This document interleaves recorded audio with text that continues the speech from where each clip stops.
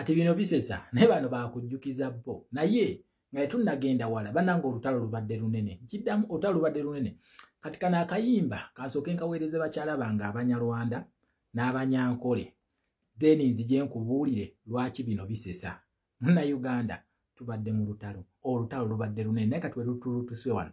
kansooke nzinemu nzije kulu Sseggona tetuli basiru Sseggona abantu bano nabagamba tugenda kutuuka ekintu fisaddemu kwasa akabinja kano nga tukakubye bajja kudda luli baavimbavimbanga nga balowooza nti bakitalo nnyo era mukama waabwe asobola obamalira buli kimu ne batukinako ne batwogita ebinnya buli kye baagadde ne bakituyita tewali buzibu kakati essaawa eno ge bakooba ge bakamba nkiddamu ge bakaaba ge bakomba tuliriddawa tuli wa Medadi Lubega Sseggona ng'atubuuza oba biri yabitunda kansooke nzije muzannye katono teni nzije tumujjukize omanye abasajja bano balowooza ffe twerabira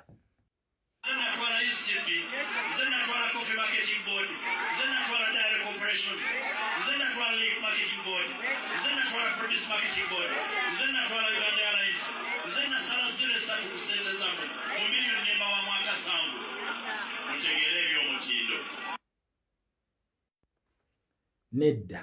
ezo sente tewazikwatako kubanga naffe bobinyumiza tetwaliwo in fact twali tetutegeera generation yaffe si yaliwo yali abakitaffe kati bejja bibuuza kitaffe naye kankujjukize Sseggona ojjukira pulezidenti lwe yagenda e Bungereza okijjukira yaliyo ne Honorable Joel Ssenyonyi ne Kansole Lewis Lubongoya okijjukira agende ku House of Lords oba ku UK Parliament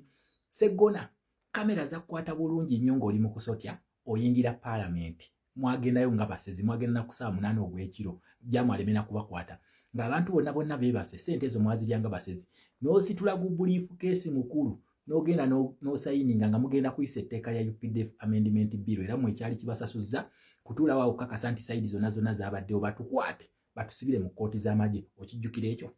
ezo sente tewazirya ekyo 10 tewakirya mukulu okitegera okuyisa ebiteeka ebitunyigiriza Sseggona Medadi Lubega akali amagwa ke kamanyo ekagaguntanya togenda tuwuutanya ssebo walya sente miliyoni 10 kamera zakwata with evidence tukulina wenango okutegu bulifu keesi ogunene olinga agenda okutunda ekyapa kyewamwe kumbe ogenda kutunda ffe batusibire mu kkooti z'amagye ekyo kijjukira bulungi olowooza twerabidde ulululu ekyo wakikola wamala okukola ki kati weeyogeza kati olw'okubanga bakugobye bannange mubagobe boycott them mbuga twamulabe ng'ateekamu kati ne sente Costa ne zireeta mutwalo mujja kukola obukodyo bw'abakama bammwe bakulu twabagamba okalya ddakadda kuluno tubakoye okutusiriwaza ssebo miliyoni 10 tewazirya njagala oveeyo ozeegane nga ne kamera zaakukwata bulungi nnyo ng'ogenda osotya kati wali omanyi tubyerabidde ojjeeno otukakasa bannange mbasaba Bannayuganda temuwuliriza bantu bano boycott them let us boycott them tebalina kye batugamba sente ze baalya zibamala gisaawa bave mu politics wa Uganda we need a new generation we want a new Uganda tujja aba politician ab'ettabbu abagenda okutereeza Uganda eno naye tulina okusooka ne tutereeza politics tusooke tuwere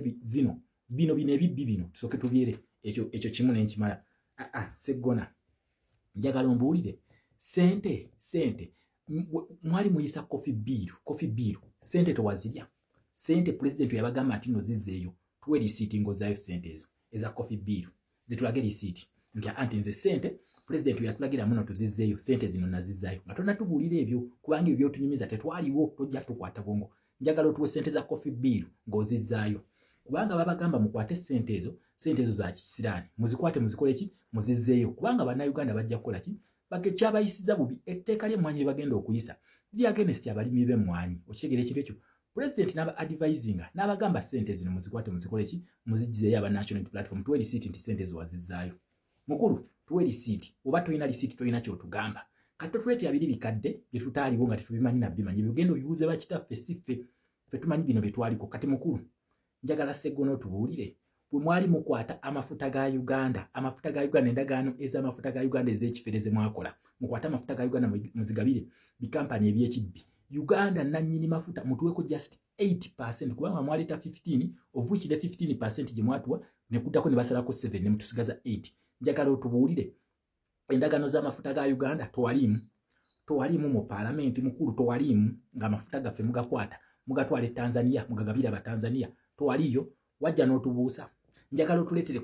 ku list gye mwayise ya companies ezo era ziri registered wa kituwe mu public domain kubanga amafuta gafe bannayuganda sigammwe aba parliament wabula mwesibira muli ne mulya ssente mu bba amafuta ga Uganda mu gatwali e Tanzania twali mu parliament simu abali mu opposition wakoma ono jana obulya bannayuganda tuwo obutambi ng'otubuusa nti amafuta gamwe bagabba leeta obutambi wano obutuleetere bakulu kuluno twabakwata muli babbi oli mubbi leeta endagaano ezo nga mutulaga ng'amafuta gano mugafulumya leero luno okalya ddakadda kuluno tubalaba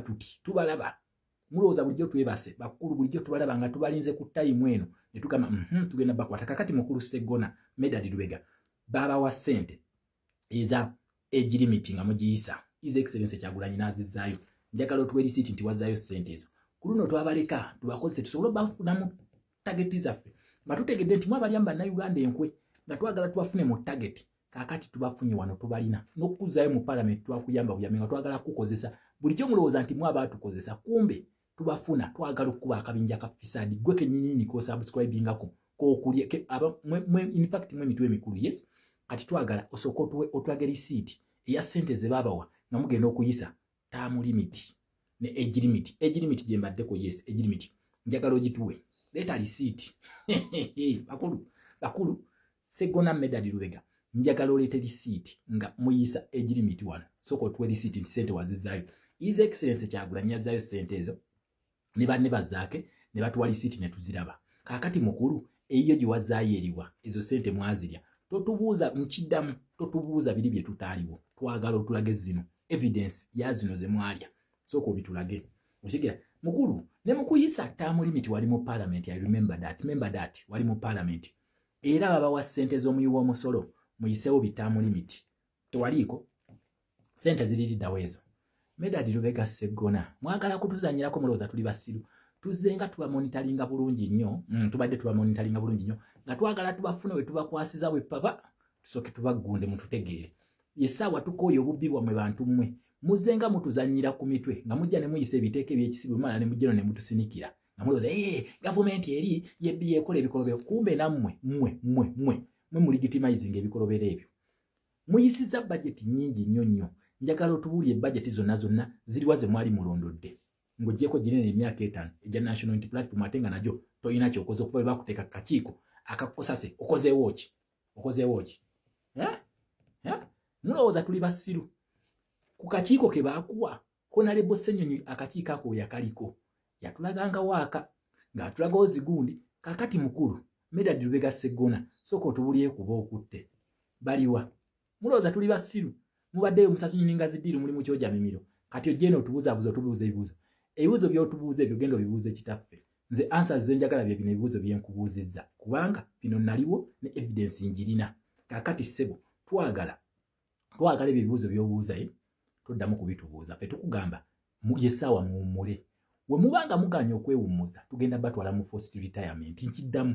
tugenda kubatwala mu forced retirement bannayuganda bano bakyali yessaawa bawummule bwe baganya okwewummuzaako tuyina ekyokukola tukimanyi olaba manvuuli kolaki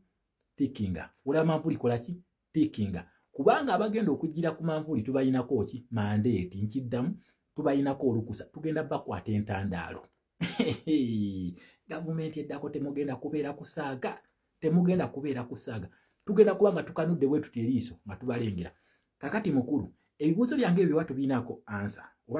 ansa gusaba weewummuza osooka otwesonyiwe genda owummule Sseggona genda owummule ne banno muwummule mutuleke let the new generation take course temulina kye mukyatugattako in fact okubeerawo kwammwe n'okuvaawo kwammwe tetulina loosi gye tukola wabula ffe kye tubagamba kiri ki mugende muwummule tubalabirire ffe kye tugamba muwummule tubalabirire let the new generation take course bakulumu basajja mwe mukuze mutugamba mulwanyisa Museveni lwakulemera mu ntebe kulwamu mwate mmwe nga mwe nammwe muli kabonero kabi kati mubeere